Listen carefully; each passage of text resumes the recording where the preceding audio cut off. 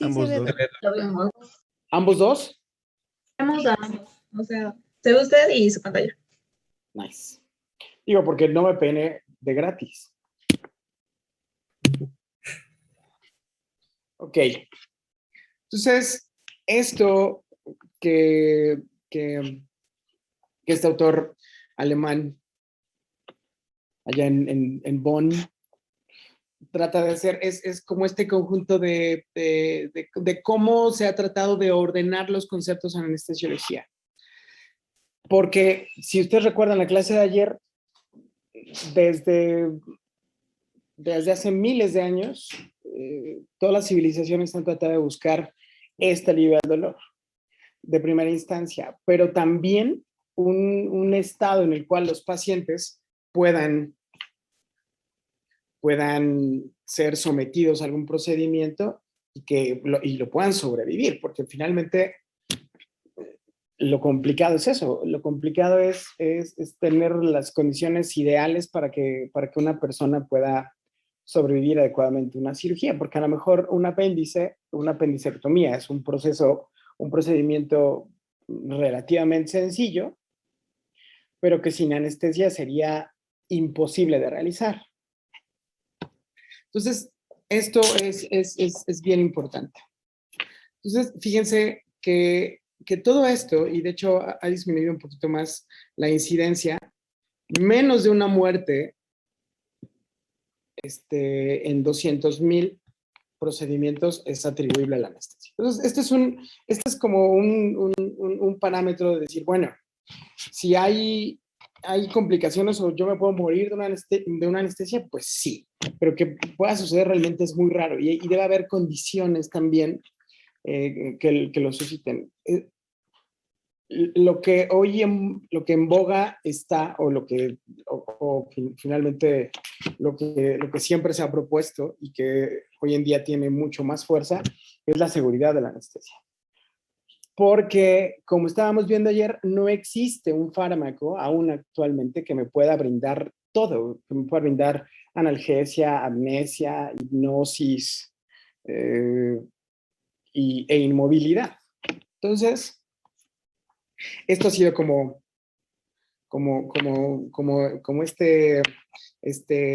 esta búsqueda constante. Pues fíjense, aquí, este apartado de acá, dice, la mayoría de los pacientes tienen dos miedos. Primero, a no despertarse, pero obviamente, si ustedes vieran la cara de los pacientes en la consulta preanestésica diciendo, oye, doctor, ¿y es seguro? ¿Y va a pasar?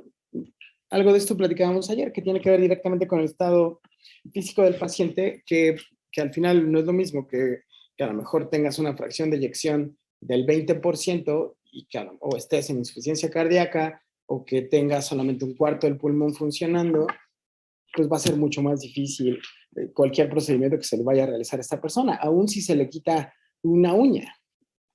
La otra es despertarme durante la anestesia. Si yo me despierto durante la anestesia, hay casos que de forma anecdótica han surgido. Y si las complicaciones o las muertes por anestesia son bajas, realmente el despertar durante una anestesiología es muchísimo más bajo. Pero actualmente nosotros tenemos manera de supervisar la actividad cerebral para saber si ese paciente no solamente está relajado y no se puede mover, sino que esté también dormido lo suficiente para que este estado de inconsciencia le permita que este evento no sea traumático, porque imagínense que te están abriendo la mitad y que tú no te puedas mover y que sientas todo, pues es realmente traumático. ¿Por qué? Porque al final esto va a condicionar un evento que nunca se te va a olvidar y a todas las personas que conoces se los vas a platicar y todas esas personas en el momento que necesiten anestesia pues se van a aterrorizar de lo que pudiera suceder o no y pues va a acabar en un problema muy grande. Entonces, como bien dice aquí, Esto ha mejorado muchísimo, es decir, ya hay muchísimo más. Aquí dice que hay una falta de dispositivos para monitorizar esto, pero realmente ya existen muchísimos. Y de hecho, hay no solamente un solo tipo de monitoreo de actividad cerebral, sino también de actividad cardíaca, de actividad pulmonar. Hay forma de medir qué tanto oxígeno está consumiendo el cerebro durante una cirugía. Hay muchísimas cosas y las vamos a ver después. Pero sí, estas son como la lucha que ha tenido la anestesiología durante muchos años para hacerse segura. O sea, no solamente en el avance de cómo utilizamos los medicamentos y los nuevos medicamentos que hay hoy en día, sino también de cómo yo superviso un evento anestésico quirúrgico para asegurar que sea lo más seguro posible. Válgame la rebusnancia. Entonces, todo esto, y de hecho se hace más o menos seguido, siempre hay estas conferencias para más o menos, bueno, hay consensos para ver cómo funcionan no solamente las técnicas, sino los mecanismos en los cuales la anestesia está basada. Pero fíjense que este mismo artículo dice que es difícil definir la anestesia general. Entonces, ¿por qué? Porque realmente el que yo diga anestesia general significa, de rasgos muy grandes, yo tengo que poner una persona que esté suficientemente dormida, por decirlo de alguna forma. Que no tenga dolor, que no se mueva y que no recuerde el evento. Y todo esto ha hecho que gracias a los mecanismos nuevos, a las técnicas nuevas en anestesiología, a medicamentos, monitores, etcétera, etcétera, haya tratado de evolucionar. Entonces, fíjense que, por ejemplo, este autor habla de una definición histórica y semántica. Y habíamos dicho que tiene que ver primero con la eliminación del dolor o de la percepción del dolor. ¿De acuerdo? La otra es cómo responde a este estímulo y finalmente todo esto ha evolucionado. Por ejemplo, ayer estábamos diciendo que el éter fue un parámetro y un parteaguas donde tú podías ser sometido, por ejemplo, a una amputación o una cirugía abdominal y que pudieras dejarte hacerla, ¿no? Porque finalmente es un dolor increíble que solamente la inconsciencia podía permitir que se realizara. Entonces, esta primera terminología de eterización, es decir, que está sometido al éter y que después tuvo que ver también con el cloroformo y con estos fármacos que en un principio pensábamos, bueno, pensaban que eran fármacos únicos para dar una sola anestesia. Pero aquí el problema es que, y lo vamos a ver después, se trató de clasificar qué tan profundo está dormido un paciente dependiendo directamente de la dosis. Y estos planos que él en la Primera Guerra Mundial trató de ver, tiene que ver con cuánto estímulo puede soportar o qué tan consciente está el paciente durante todo esto. Porque finalmente estar inconsciente, pronto fue considerado importante y que se deseaba realmente para proveer una anestesia general. Entonces, todo esto me lleva a esta imagen que voy a ampliar un poquito, no. No se ve por acá. Entonces, ya vimos que la anestesia como tal es tratar de evitar sensaciones. La anestesia es evitar sensaciones. Pero no solamente la inhibición de la sensación, sino también que el paciente tenga las condiciones adecuadas para que esto se lleve a cabo. Entonces, aquí vienen los tres rubros principales. Primero, anestesia local. ¿Qué es la anestesia local? Es sencillamente fármacos que me permiten a mí inhibir los canales de sodio voltaje dependientes, los cuales ustedes saben perfectamente que son lo que provocan el inicio del potencial de acción. Y acuérdense que, que las células más importantes de nuestro cuerpo, las células más importantes de nuestro cuerpo son células excitables. ¿Qué significa una célula excitable? Una célula excitable es aquella que puede responder ante un estímulo. ¿Y cómo responde? Por ejemplo, si yo tengo un estímulo electromagnético, es decir, la luz, yo la meto a un proceso de transducción con las células de la retina y esto va a ser una transducción de esa energía electromagnética en potenciales de acción. Lo mismo pasa con el sonido, con la presión y sobre todo con el dolor. Entonces, ¿qué es lo que hacen los anestésicos locales? Que también eventualmente vamos a hablar de ellos.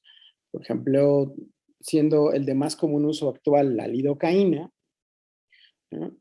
Es más, si alguna vez han ido al dentista y han requerido algún tipo de intervención por parte de los cirujanos dentales,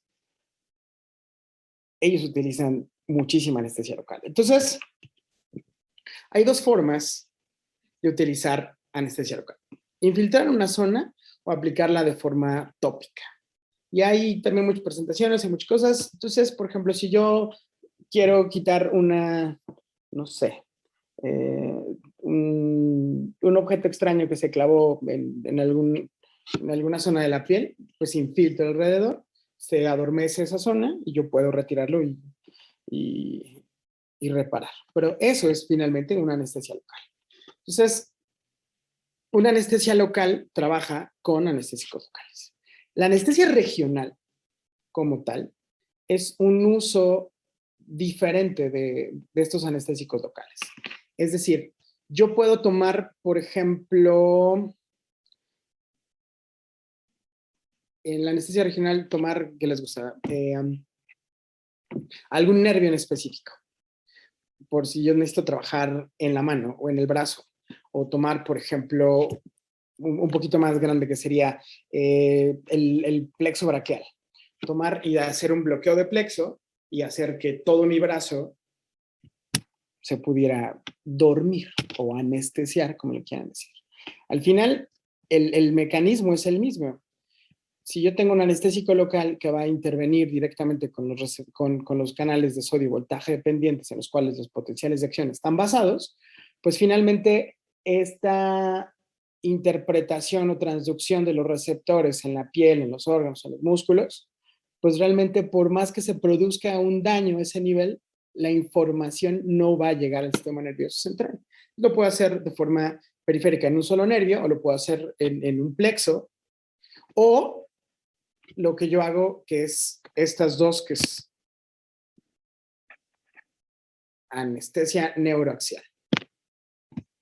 Y esta anestesia neuroaxial es el famosísimo bloqueo.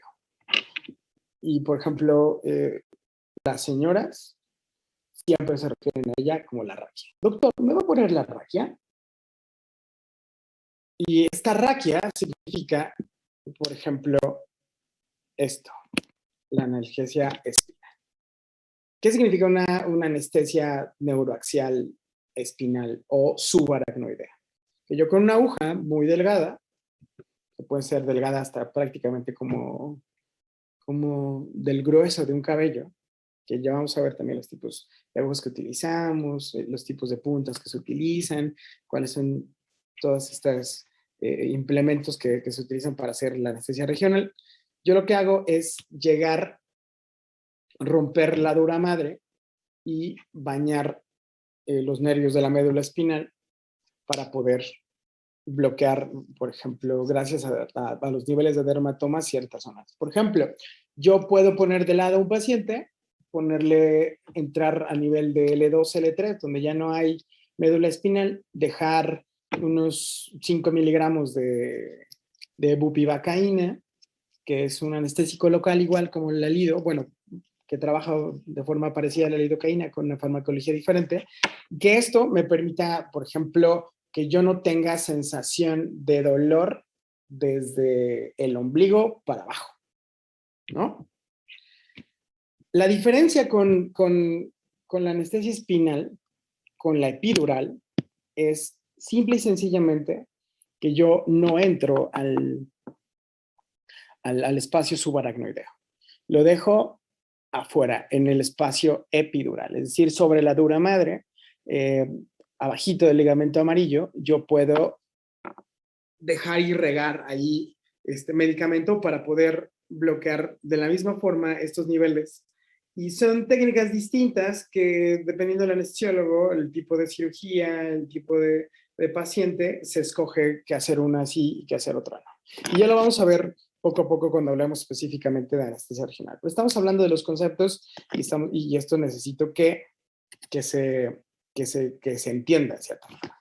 Por ejemplo, y esta intravenosa regional, el famosísimo bloqueo de Bier, es algo que se hacía antiguamente y que, por ejemplo, yo agarraba, por ejemplo, la mano, ponía un torniquete, evitaba la circulación y con la mano aislada yo podía meter algún anestésico y evitar y proveer a esa zona de anestesia, por decirlo así. Ya no se utiliza, en algunos lugares se sigue haciendo, pero realmente es peligroso por la isquemia, por la reperfusión, porque puede tener un grado peligroso de toxicidad ese acúmulo de medicamentos específicamente. Entonces, eso es lo que tiene que ver con la anestesia regional. Ahora,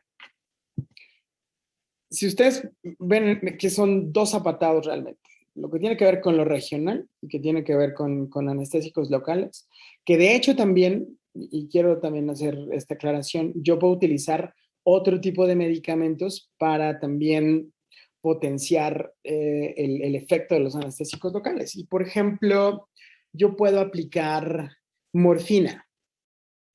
Morfina a nivel subaracnoidea y provocarle a esa persona que a lo mejor el anestésico local tiene por ahí una vida media como de poquito más de 40 minutos, dependiendo de la dosis. Pero si yo le agrego morfina, yo le puedo dejar una analgesia hasta de 24 horas, con una sola dosis, con una dosis muy pequeña, como por ejemplo 100 microgramos de morfina. Puedo utilizar otro tipo de medicamentos. Hay protocolos de investigación donde se pone midazolam, que es un GABAminérgico, es decir, interactúa y potencializa el trabajo de los receptores GABA, que son inhibitorios. Por ejemplo, se puede utilizar dexmedetomidina, que son, ¿cómo se llama? Agonistas. Sí, agonistas alfa 2. Es decir, intervienen con estos receptores adrenérgicos que producen sedación y producen también analgesia, que producen... Entonces, yo tengo mucho chance de jugar con mi farmacología y aplicarlo también a este tipo de técnicas. Entonces, la anestesia regional tiene que ver con la interacción directa de los nervios. Yo puedo interactuar con ellos con una variedad muy grande de medicamentos que me permite, por ejemplo, que sea seguro que a una viejita de 90 años que tiene fractura de cadera y que va a requerir un recambio total, yo hacer una combinación de medicamentos para que esto sea lo más seguro posible y que a lo mejor no necesite darle una anestesia general porque qué tal si esa viejita tiene EPOC o esa viejita tiene una cardiopatía compleja o si tiene algún otro problema. Entonces, el que actualmente yo tenga chance de mezclar muchos medicamentos y hacer un plan específico es algo bellísimo de la anestesia regional. Y de hecho, hoy en día, lo que se hace es potencializar los efectos de la anestesia general, que es lo que vamos a hablar el resto de la clase, con anestesia regional, ¿sí? Y proveer realmente una anestesia multimodal. Ayer yo estaba dando este ejemplo de que a lo mejor voy a abrir un cráneo, pero puedo darle un bloqueo de escalpe y evitar el dolor que está produciendo la craneectomía. Oh, ya. Entonces, eso es lo que tiene que ver como resumen en la anestesia regional. Y finalmente, el otro gran apartado es la anestesia general. Y la anestesia general, como tal, es cuando, si lo pudiéramos generalizar, y vamos a ver que a los autores les costó muchísimo trabajo llegar a una definición, es aquella que me permite tener un control mucho más amplio de todo el paciente. Esto tiene que ver con cómo se comporta de forma del sistema nervioso central, en lo cardiovascular, en muchas implicaciones. Y dice, llegan dos preguntas por acá. Dice, la anestesia local, la zona en que actúa es menor que la regional o es la misma. Es mucho menor. Sí, por ejemplo, tú puedes solamente, te entierras aquí no sé,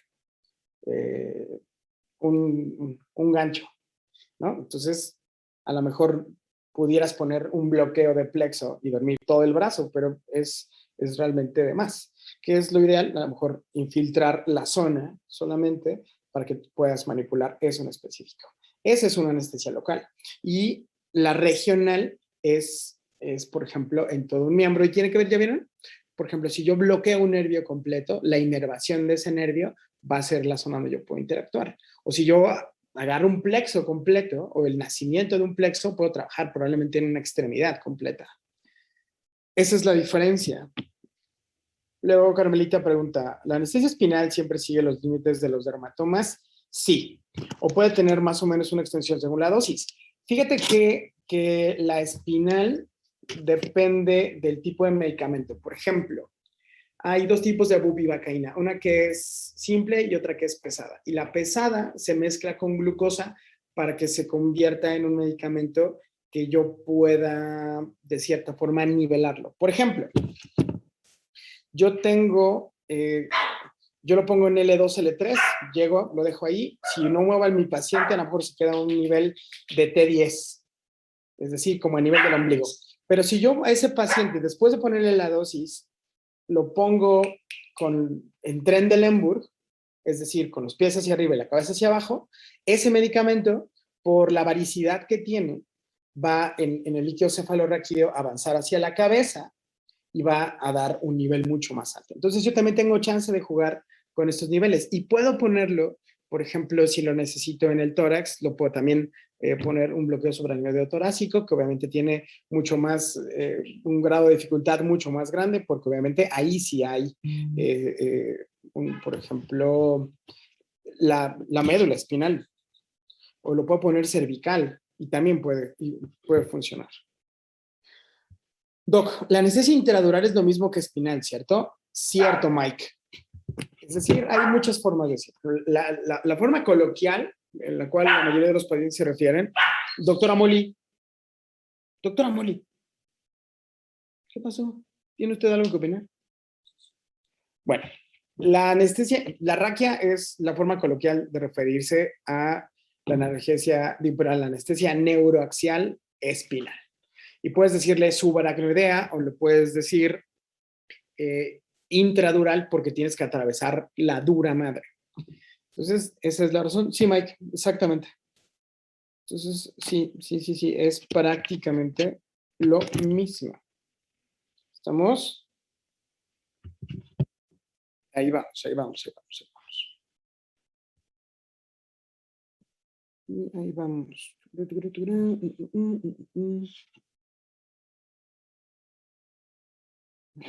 Aquí viene otra pregunta.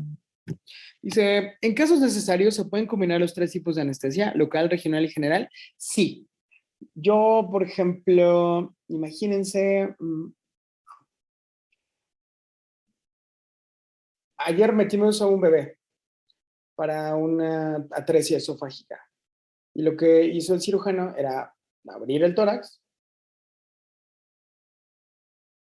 quitar el, el esófago chiquitito, unirlo, y a ese bebé se le pone un bloqueo espinal caudal alto que le permite al cirujano trabajar.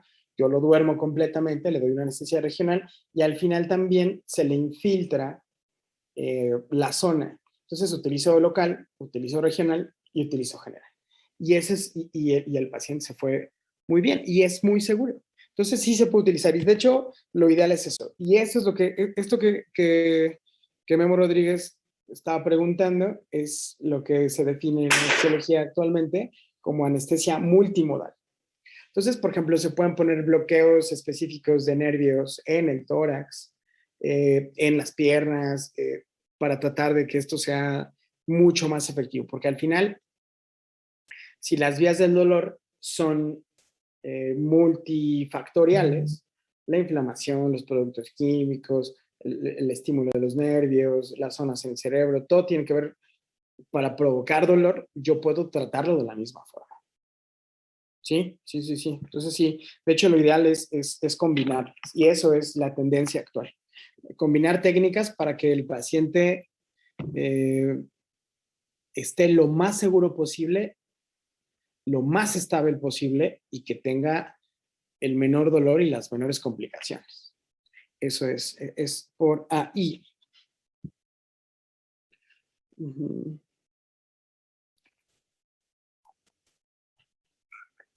¿De acuerdo? Bueno. Entonces, estábamos tratando de definir qué es entonces la anestesia general.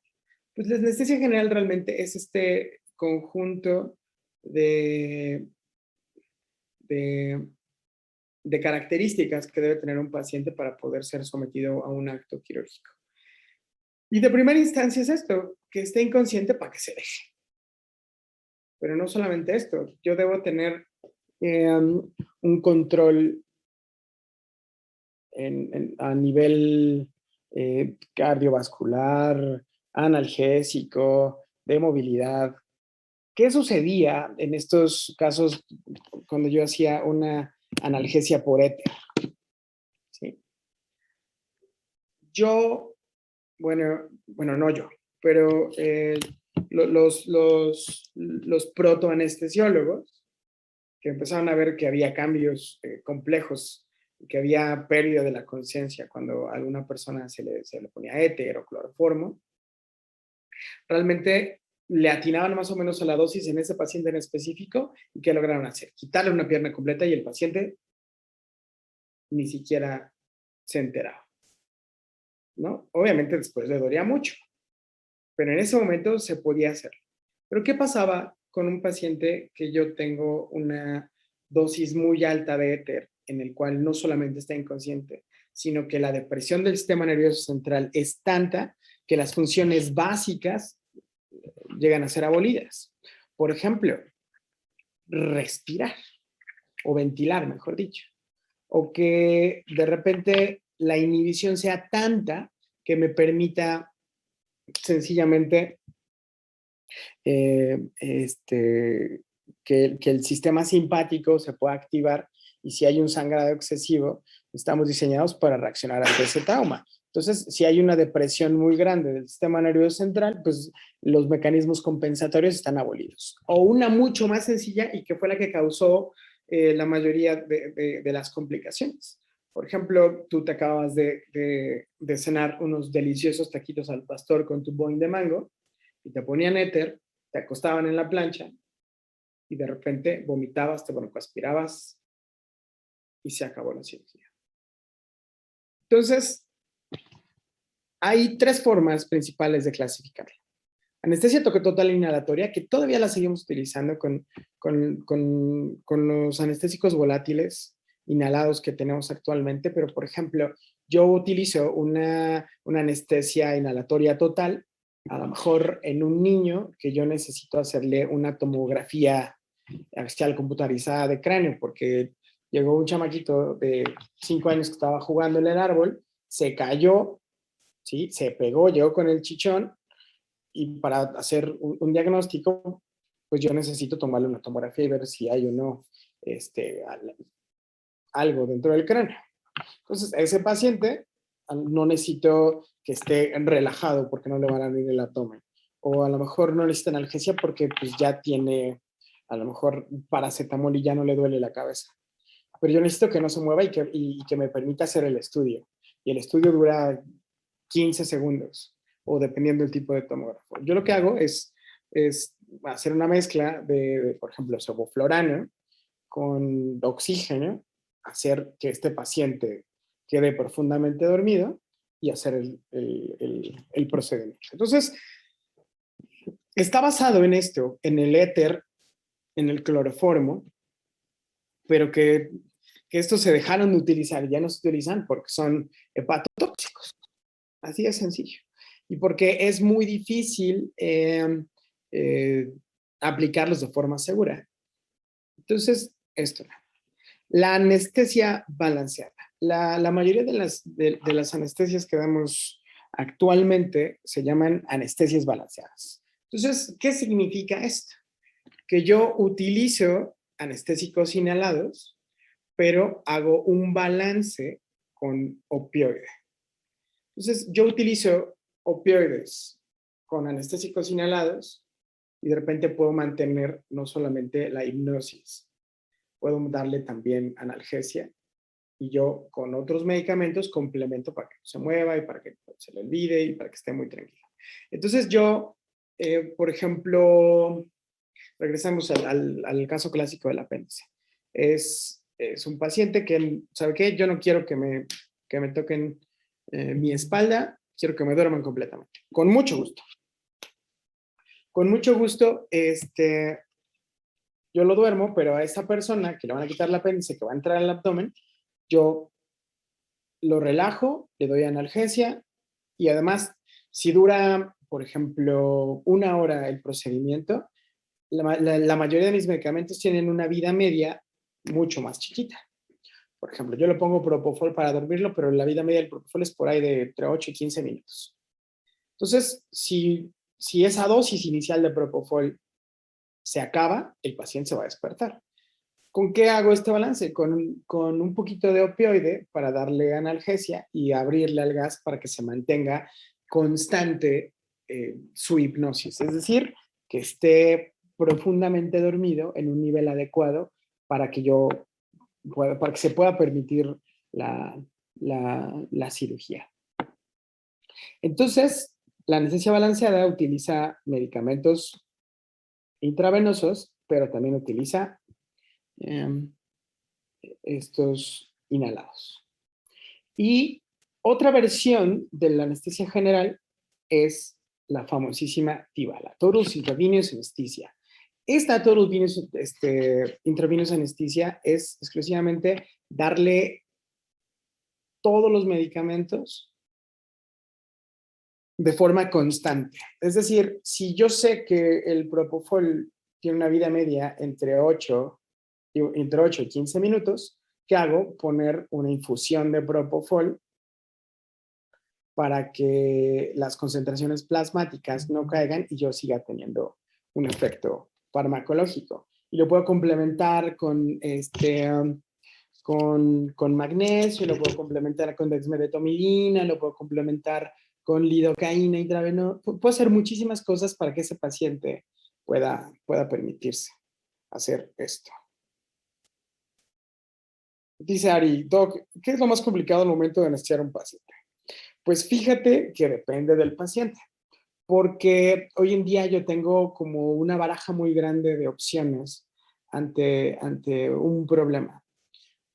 Entonces, yo puedo hablar, por ejemplo, una vez más, un apéndice, pero no es lo mismo un apéndice en una mujer joven sin patologías de 22 años que llega en ayuno y que tiene, que es que no tiene ningún problema y que tiene su espalda perfecta y que yo puedo ponerle solamente anestesia regional y que se va a ir padrísimo, a que sea un apéndice en un cardiópata de 80 años, con EPOC, con hipertensión, con muchísimas cosas. Entonces yo tengo que cambiar la forma en la cual tengo que acercarme a esto. Entonces depende más del paciente que, que de los anestésicos. Entonces, es decir, depende del sapo, la pedrada. Naya dice, Doc, ¿podría repetir las características de la anestesia epidural y espinal? Porque se me cortó el audio en esa parte. Sí, de esto vamos a hablar en específico y lo vamos a ver como un tema aparte. Pero sencillamente la anestesia epidural es dejar anestésicos locales antes entre el ligamento amarillo y la dura madre, en el espacio epidural. Yo dejo una cantidad de medicamento para que poco a poco se absorba y yo bloquear esos nervios. Y la anestesia espinal es atravesar la dura madre, dejar medicamento ahí, que es muchísimo menos en cantidad y en dosis que el que se utiliza en la epidural, para poder atacar también los nervios y que pueda yo permitir las condiciones de cirugía. Dice, Doc, había visto que la activa se emplean hipnóticos, opiáceos, relajantes musculares, pero ese sería lo más común, claro. Y una vez más, yo para dar una anestesia general necesito, es más, déjenme poner esto para acá, porque aquí hay fíjense, los componentes de la anestesia general. Y si se dan cuenta, tiene que ver con que el paciente no recuerde nada del evento, que sea estable cardiovascularmente, es decir, que lo que yo le ponga no provoque una depresión que pueda poner en peligro la vida de este paciente. Evitar la excitación en las convulsiones, evitar que yo tenga vómito, que si yo también puedo supervisar y evitar que no tenga temblores posteriores o el shivering, que tiene que ver también con cómo los medicamentos intervienen en el sistema nervioso central. ¿Qué más tengo que hacer? No permitir que se mueva para que se deje. Pero sobre todo, que no haya conciencia, que no haya ansiedad y que yo pueda darle analgesia. ¿De acuerdo? Entonces, la supresión de las respuestas a los estímulos nocioceptivos tiene que ver con la analgesia, pero tiene que ver también con cómo se da todo lo demás. Entonces, por ejemplo, ¿yo qué hago? Dice, hipnóticos. Con los hipnóticos, yo puedo provocar amnesia y puedo, por ejemplo, dependiendo de las dosis y los tipos, también evitar la emesis y puedo asegurar una estabilidad cardiovascular o evitar la inestabilidad cardiovascular. Por ejemplo, las benzodiazepinas son muy estables cardiovascularmente, pero el propofol o el tiopental son súper inestables. Entonces, ¿qué más hago?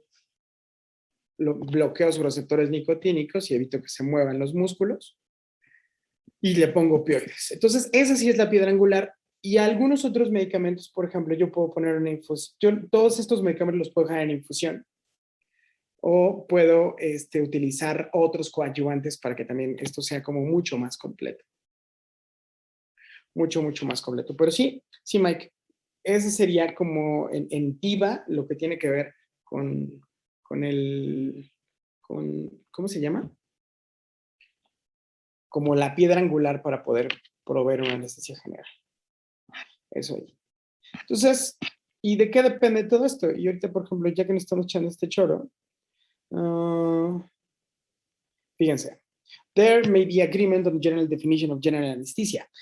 La anestesia general, entonces, puede ser vista como la intervención farmacológica usada para prevenir los efectos adversos tanto psicológicos y somáticos del trauma quirúrgico y también para crear condiciones convenientes durante la cirugía. Es decir, que yo necesito tener al paciente lo más estable posible para que se pueda hacer cualquier cosa. Entonces, esta es una definición muy acá, pero es una definición que yo espero que se entienda muchísimo mejor, porque pues, al final es lo que estamos platicando. Muy bien, fíjense, por ejemplo, y eso tiene que ver con lo que preguntaba, ¿cómo se llama? Doc, ¿podría mencionar algunos otros ejemplos de la anestesia balanceada? ¿Qué más usa?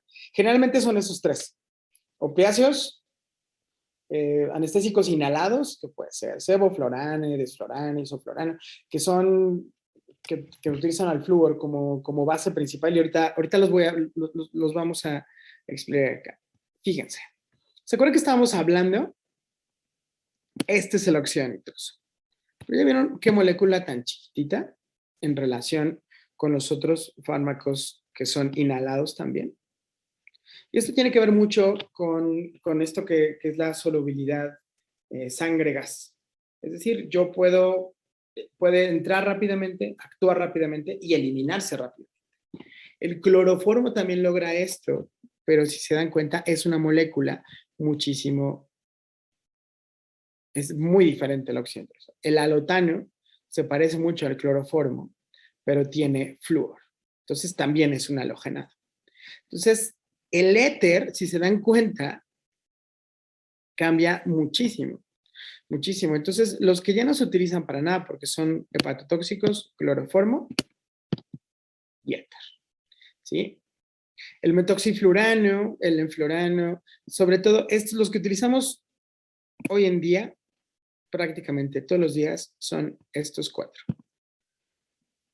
Con principal predominancia en el sevoflurano. En segundo lugar, el desflurano. Y en último lugar, el isoflurano. El enflurano ya no se utiliza tanto. Hay en algunos lugares de México todavía muy poco. Yo hace, con por ahí del 2000, ¿qué será?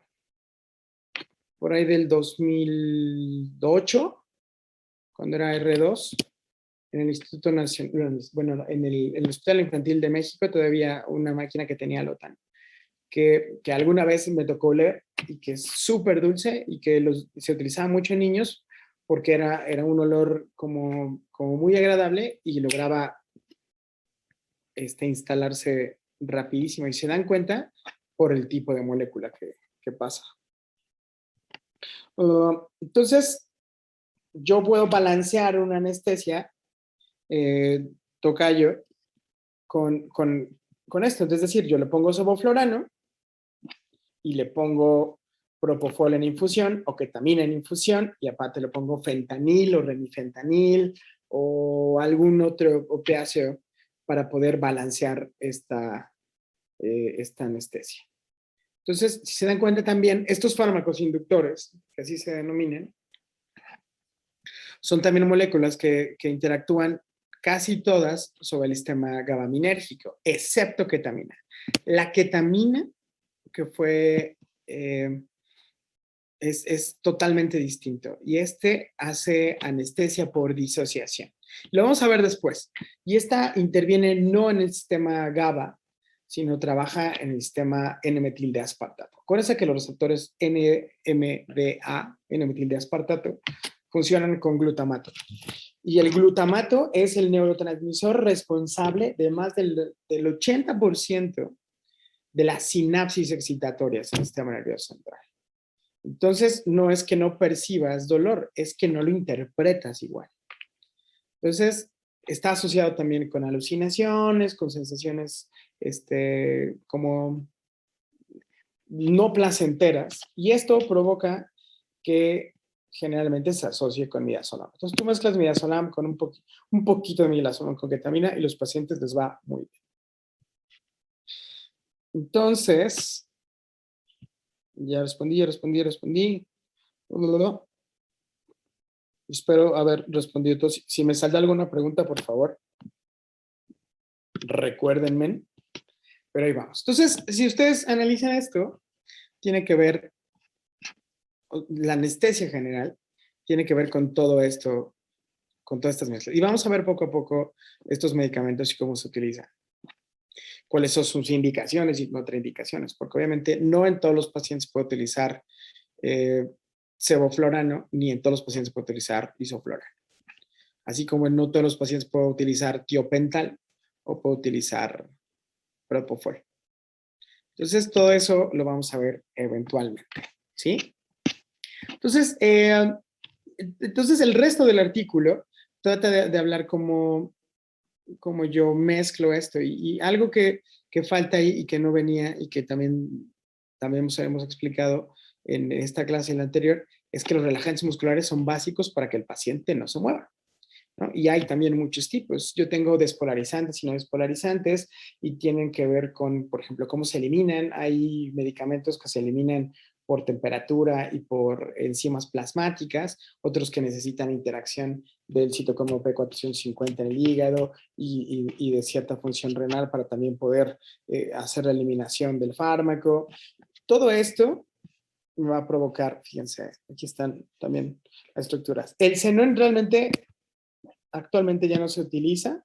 Se había experimentado hace 20 años con él y se dieron cuenta que pues acaba siendo peligroso y es como poco controlable.